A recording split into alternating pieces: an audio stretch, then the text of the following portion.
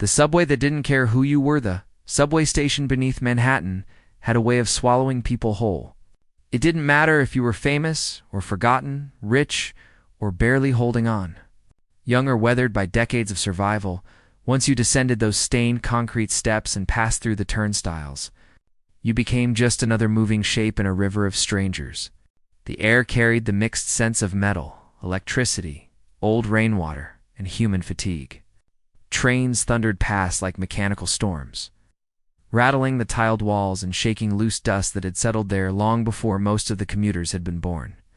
It was late afternoon, the hour when the city shifted from ambition to exhaustion. When office workers loosened their ties, vendors packed up carts, and the platforms filled with people whose faces all seemed to ask the same unspoken question: how much more of today do I have to carry? Evelyn Carter stood near one of the chipped support pillars, her small frame wrapped in a brown wool coat that had once belonged to her late husband. The coat hung a little too loose now, its buttons polished smooth by years of careful hands. Her gray hair was tucked beneath a knitted hat, and in one gloved hand she held a faded leather purse close to her chest, not out of fear exactly, but out of habit. At 76, Velen had learned that survival was built less on strength and more on memory, on remembering which streets to avoid after dark, which buses skipped stops, which corners still held kindness, and which ones had long ago forgotten it. She had lived in Harlem her entire life, had raised 2 children on a seamstress's wages, had buried a husband who worked the night shift at a printing factory, and had outlived nearly everyone who once called her by the nickname Evie. The city had taken much from her over the years' time, people comfort, but it had never taken her sense of dignity. That she guarded more fiercely than anything else today. She had taken the subway farther south than usual, riding 2 extra lines to attend a free medical clinic recommended by her church. Her knees ached from the cold, her feet throbbed inside sensible black shoes, and every few minutes she felt a thin ribbon of worry tighten in her chest as she counted the stops in her head, afraid of missing the one she needed. The purse she held contained little of monetary value, an old coin purse with a few carefully folded bills, her bus pass, a small Bible with a cracked spine, and a photograph of her daughter and grandson taken on a rare sunny afternoon years ago. Still, she held it the way someone holds the last proof of who they are.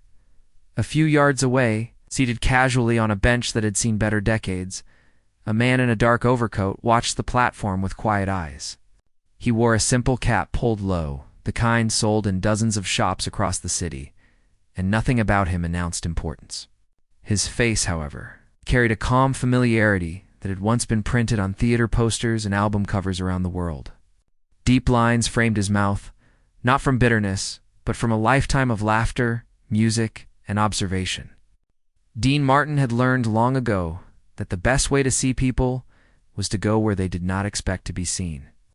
He had finished a small charity appearance nearby, and rather than retreat into a waiting car, had chosen to walk and then to ride the way ordinary New Yorkers did, not as a star, not as a symbol, but as a man curious about the world that kept moving, whether anyone applauded it or not.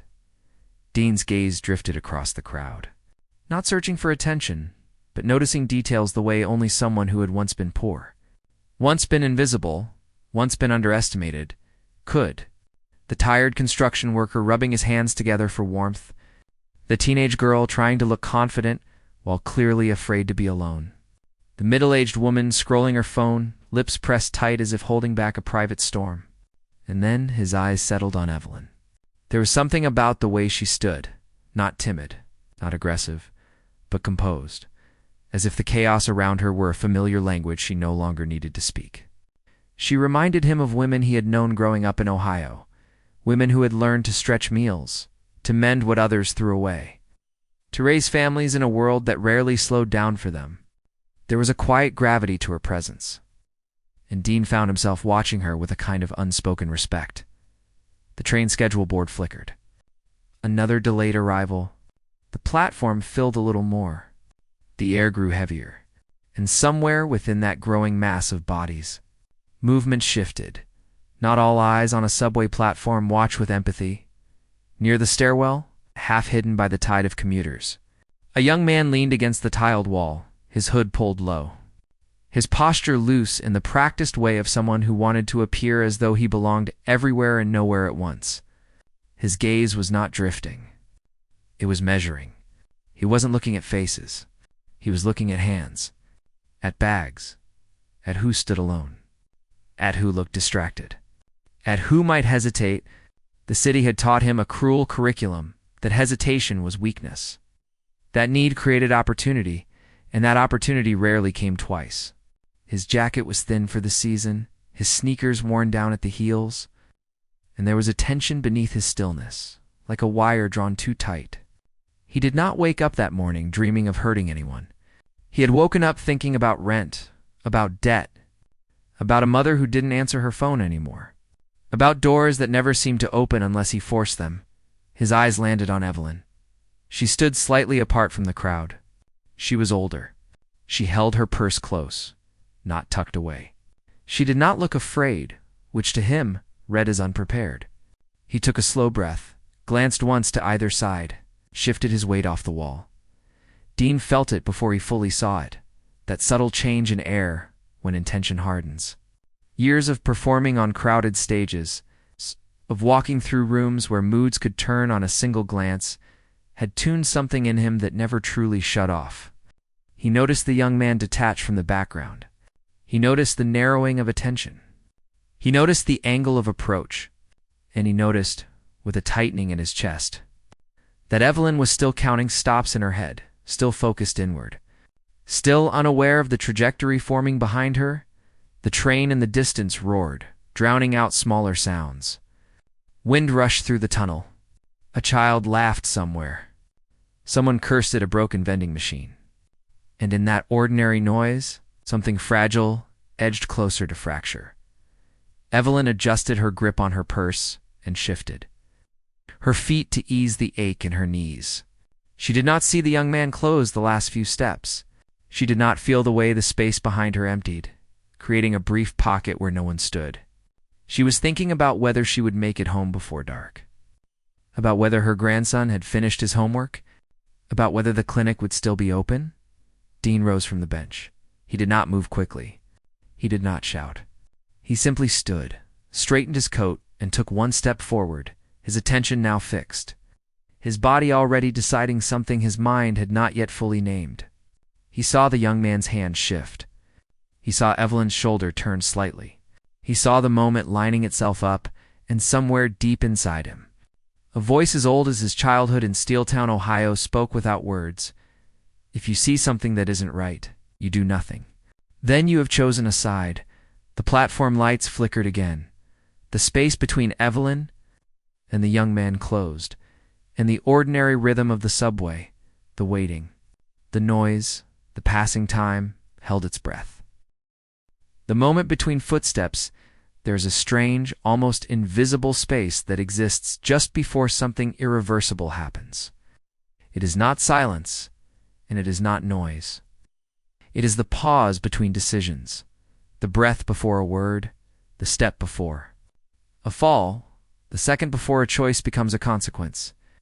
On the subway platform, that space stretched thin as glass. Evelyn Carter felt it first, though she could not have explained what she felt. It was not sight, not sound, but a subtle tightening between her shoulders, the instinctive awareness that had once told her when her children were about to get sick before they ever complained, the same awareness that had woken her in the middle of the night when her husband's breathing changed. She shifted her weight again.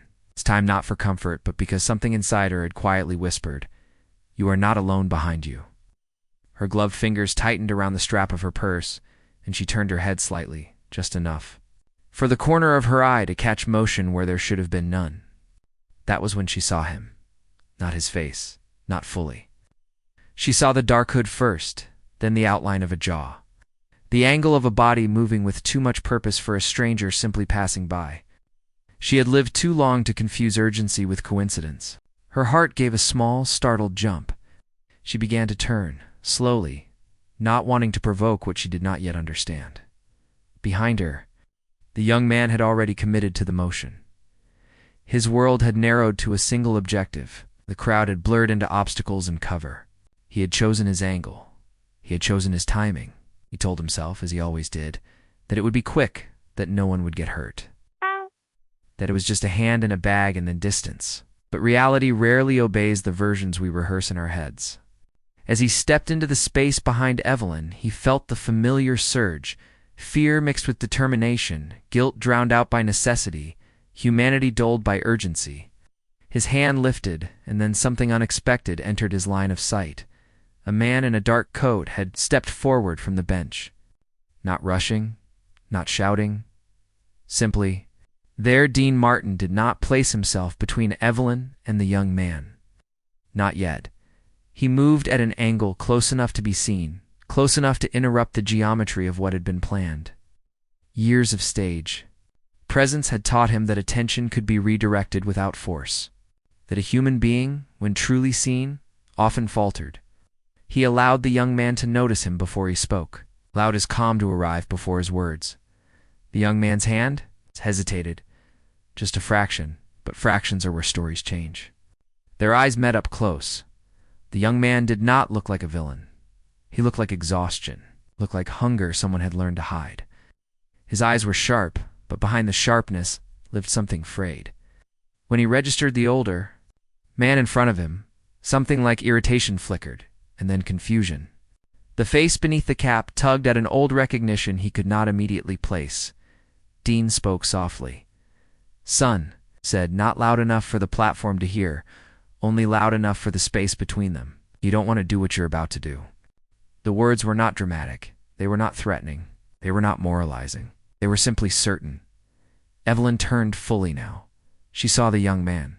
She saw his raised arm. She saw Dean, slightly to her side, close enough that she could smell the faint trace of aftershave on his coat. The platform noise rushed back into her awareness all at once, the train approaching in the tunnel. The chatter of commuters, the metallic hum beneath it all, her pulse thudded in her ears. She did not scream. She did not step back. She simply stood, eyes wide, breathing measured, dignity still intact even as danger brushed its shoulder against her. "What's this?" the young man muttered, more to himself than anyone else. "Move." Dean didn't. Instead, he took another step. Not forward, but closer to Evelyn. Not shielding her dramatically. Simply positioning himself so that whatever happened next would not reach her first. "Look at her," Dean said quietly. The young man's jaw tightened. "I don't have time for this." "You have this moment," Dean replied. "And this moment is more time than you think." The young man glanced past him, scanning the platform. Too many people, too many angles, too many witnesses. His hand wavered. The certainty he had carried from the stairwell began to thin. Then Evelyn spoke. Her voice was not loud either, but it carried. "I don't have much," she said. "And I won't pretend I don't know why you chose me.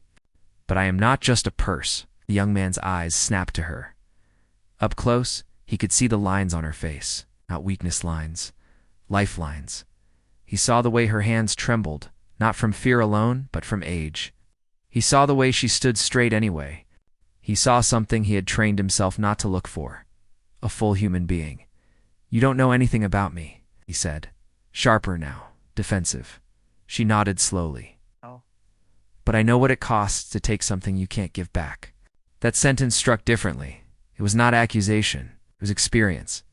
The young man's breath caught, just slightly. Just enough. Dean watched his shoulders. He watched the tension migrate from outward readiness to inward struggle. He had seen this look before, in dressing rooms before men walked back onto stages they feared, in hospital corridors where families waited for news, in mirrors when he himself had wondered who he was becoming. The train thundered closer.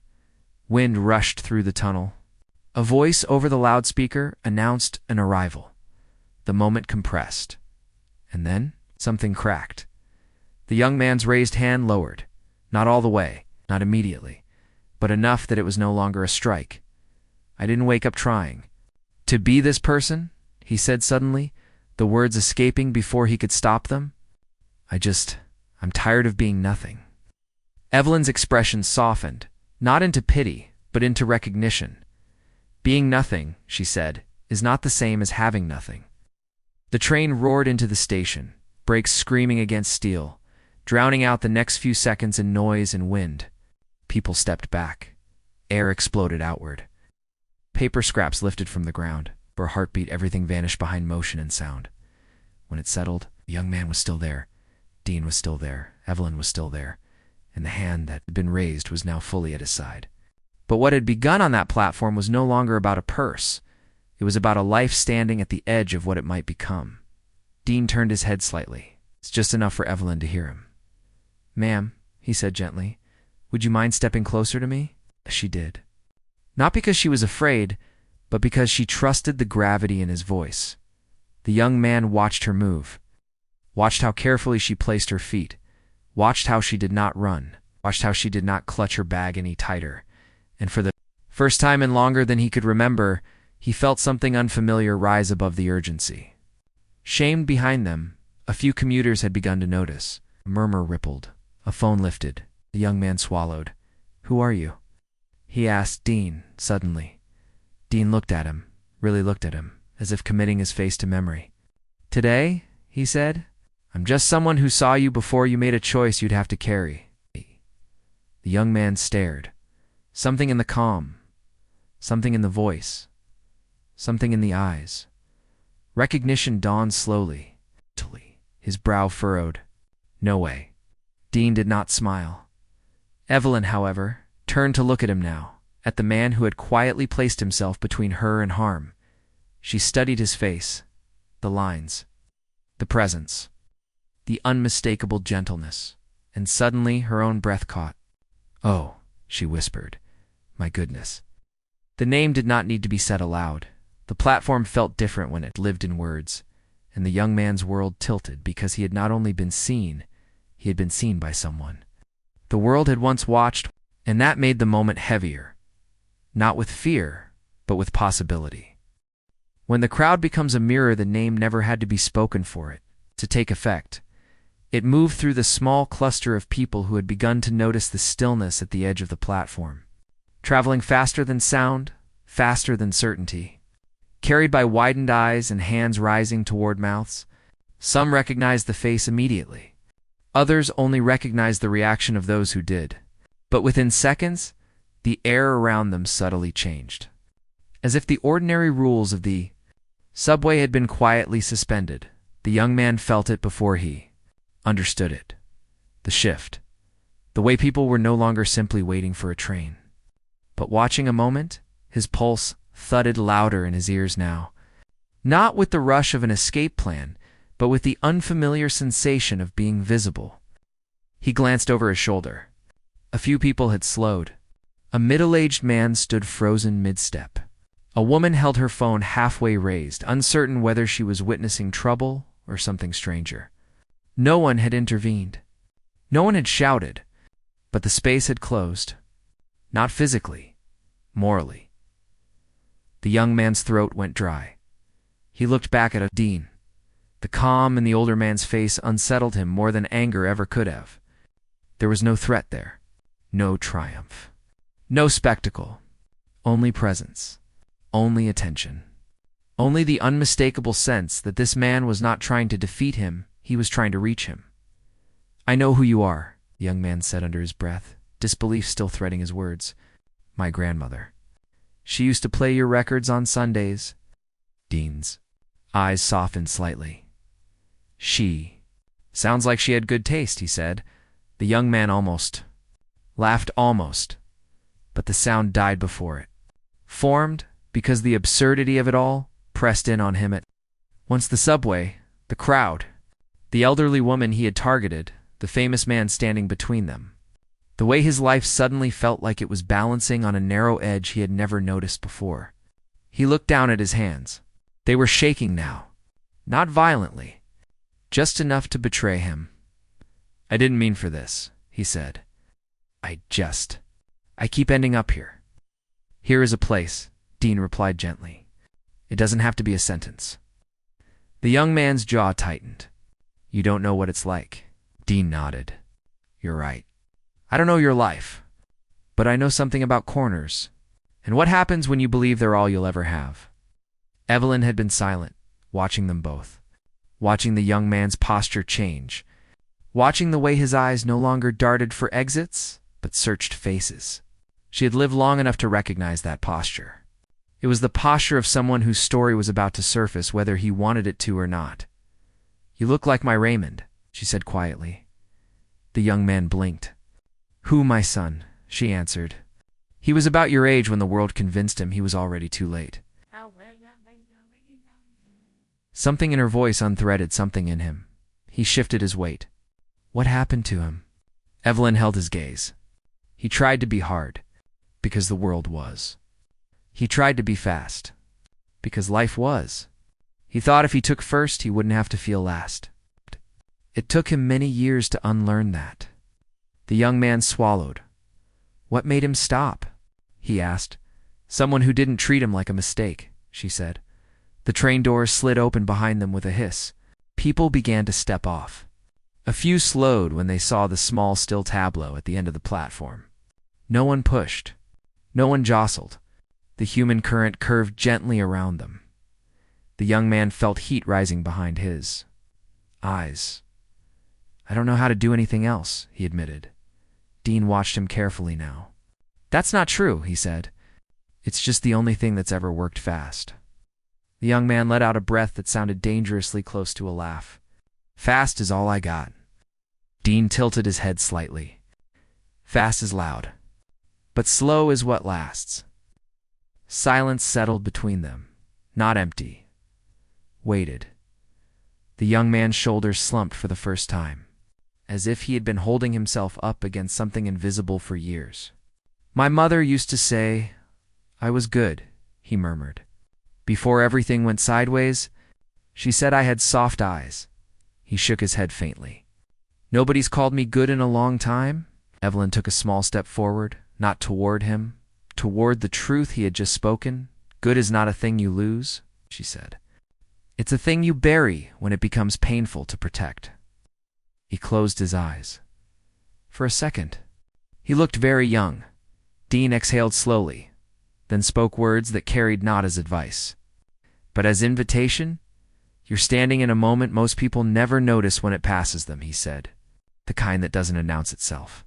The kind that only asks once. You can walk away the same man you were when you came down those stairs." He gestured subtly back toward the entrance. "Or you can walk away someone who surprised himself." The young man opened his eyes. The crowd seemed closer now, not pressing. Listening, a transit officer stood at the far end of the platform. Attention finally caught, watching but not yet approaching. The young man saw him. He saw the uniform. The authority. The consequence. Fear flared again. Then something else. Tiredness. Deep. Bone-deep. He looked at Evelyn, at the purse he had, almost taken at the way she held it now. Not like a shield, but like a memory. "I don't want to keep being this," he said. Dean nodded. "Then don't make this your last word." The young man reached up, slowly, deliberately. He pushed back his hood. The platform lights revealed a face not hardened by cruelty, but worn thin by it. A faint scar crossed his eyebrow. His cheeks were hollow. His eyes were too old for his age. He looked at Evelyn. "I'm sorry," he said. "Not performative. Not defensive. Just," said. She studied him for a long moment. Then she nodded once. "I believe you," she said. "Because you're still here." Something like relief moved through him. Not escape. Release. He took a step back. Another then. With a motion that surprised even himself, he reached into his jacket pocket and pulled out a folded scrap of paper. The kind people use for notes they don't expect to keep. He held it out. "What's that?" Dean asked gently. "My name," the young man said. "In case, I don't know. In case this moment isn't supposed to disappear." Dean accepted it. The transit officer had begun to walk toward them now. The young man saw him, did not run. He looked once more at Evelyn, then at Dean. "Thank you," he said, "for not letting me be invisible while I did something I couldn't come back from." Dean met his eyes. "Whatever happens next," he said, Let it be something you can stand inside. The officer reached them. Everything all right here? He asked. Dean nodded calmly. The young man inhaled. And for the first time since he had entered that station, he did not calculate his next move. He chose it. What remains when the noise fades thee? Subway platform did not erupt into drama when the transit officer arrived. There were no raised voices, no sudden grabs, no spectacle for the phones that now hovered uncertainly in a few hands. Instead, there was something far stranger in a place built on movement, stillness. The officer approached, his posture alert but not aggressive. His eyes taking in the three figures standing together in a configuration that did not match the usual geometry of trouble. He saw an elderly woman with her purse held calmly at her side. He saw a well-dressed older man with a face that stirred distant recognition. And he saw a young man who, rather than backing away, stood rooted. Shoulders squared, not in defiance but in decision. Everything all right here? The officer repeated, softer now. Dean met his gaze. There was a moment, he said. It passed. The officer looked at Evelyn. Ma'am. She inclined her head once. I'm all right, she said. Because someone chose to stop. The young man drew in a breath that trembled at the edges. I was going to take her purse, he said. I didn't, and I don't want to keep living like that. The words hung there. Officers are trained to respond to situations, not to sentences. And yet the honesty in his voice disrupted the usual rhythm. The officer studied him, not as a suspect first, but as a person. He glanced at Dean, then back at the young man. You understand? The officer said carefully that what you were about to do matters. Yes, the young man answered. That's why I didn't. Evelyn spoke before the officer could continue. He didn't touch me, she said. He didn't take anything, and he apologized. The officer looked at her, surprised. You're certain? I'm old, she replied gently, not confused. A few quiet murmurs moved through the nearby onlookers. The officer exhaled slowly. The city's rules lived in his pocket, but so did its realities. He nodded once. I still need to take your information, he told the young man. We're not pretending this didn't happen. The young man straightened. I'm not asking you to. The officer motioned for him to step aside. The young man did not retreating, but repositioning himself within the truth he had chosen. As the officer began to speak into his radio, Dean turned to Evelyn. Are you sure you're all right? He asked. She smiled faintly. I've been a black woman in this city for 76 years, she said. All right is not the same as untouched, but I am safe. And today, that counts. Dean nodded. They stood together as the officer completed his report. The crowd slowly dissolved, interest satisfied not by spectacle, but by something harder to categorize. Some people walked away thoughtful, others unsettled. A few glanced back more than once, as if trying to memorize the shape of what they had witnessed. The young man gave his name.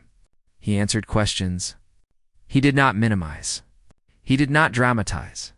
And when the officer finally nodded and told him he would need to come to the desk upstairs to complete paperwork and be connected with a local outreach counselor, he did not protest. Before he turned, he looked once more at Evelyn. I meant what I said, he told her. I'm sorry. She held his gaze. Then make it mean something tomorrow, she replied. He nodded. Then he looked at Dean. I don't know what happens next, he admitted. Dean's expression was gentle, but firm. Neither do I, he said. That's what makes it next. The officer gestured. The young man took a step, then stopped. Will I see you again? He asked, suddenly uncertain. Dean paused. You might, he said. But the more important question is whether you'll recognize yourself if you do. The young man swallowed. Then he turned and walked with the officer toward the stairs. Not as someone being taken, but as someone going. The platform exhaled. Evelyn did not realize how tense she had been until the space behind. Her shoulders finally softened. She released a slow breath and closed her eyes for a moment. When she opened them, Dean was watching her. You were very brave, he said. She shook her head. No, I was very tired. There's a difference. They shared a small smile. Her train announcement echoed through the station. That's me, she said, adjusting her coat. Dean hesitated. May I walk you to the door? I would like that, she replied. They moved together as the next train slid in, doors opening, people stepping off, life resuming its habitual choreography. Inside the car, they found 2 empty seats beside each other. The doors closed. The train lurched forward. For a moment, neither spoke. Then Evelyn said, You didn't have to stand up. Dean looked ahead at the dark tunnel rushing past the windows. Yes, he said. I did. She studied him. Most people don't. I know, he answered quietly. They rode in silence for several stops. At last, Evelyn reached into her purse and withdrew the worn photograph of her daughter and grandson. She held it out. This is why I still come into this city, she said, even when it scares me. Dean took it carefully, studying the smiling faces. They're lucky, he said. She nodded. So was I to live long enough to need courage. When her stop arrived, Dean stood with her. He walked her to the doors. She turned before stepping off. You know, she said, people like to say the world is getting worse. He met her eyes. It isn't getting worse, she continued. It's just louder. The quiet goodness is still here. It just needs witnesses. Dean smiled. So do we, he said. She touched his sleeve once, a small, deliberate gesture. Then she stepped onto the platform and into the crowd, not swallowed by it, but carried within it. Dean remained by the door as the train pulled. Away in his pocket was a small, folded scrap of paper with a young man's name on it, in his chest was something heavier, not sadness, responsibility, because moments like that did not belong to the past. They waited everywhere.